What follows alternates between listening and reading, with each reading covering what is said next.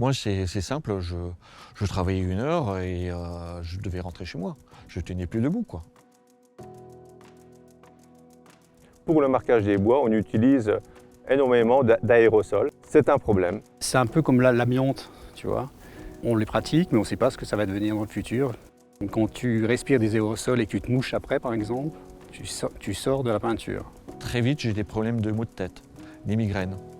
Au départ, c'était léger. Et au fur et à mesure que ça avançait, qu'on utilisait, les maux de tête sont devenus de plus en plus oppressants, au point de ne plus pouvoir travailler. Mais il y a d'autres outils à utiliser plutôt que des aérosols. Et l'avantage du pistolet à peinture, c'est qu'on n'a pas la toxicité des solvants et qu'on n'a pas les troubles musculo-squelettiques du marteau de l'étain. Alors déjà, le premier avantage, il n'y a pas d'odeur. On n'est pas pollué par les produits. La peinture elle tient. Je peux travailler avec mes collègues, je peux marquer des arbres, on peut travailler ensemble. Moi, le gros problème, je me retrouvais exclu des équipes. Je suis garde forestier.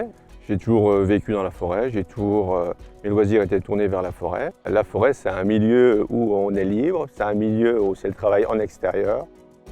Mon père était déjà forestier. La partie forêt de mon enfance me manquait beaucoup. Je me plais super bien ici.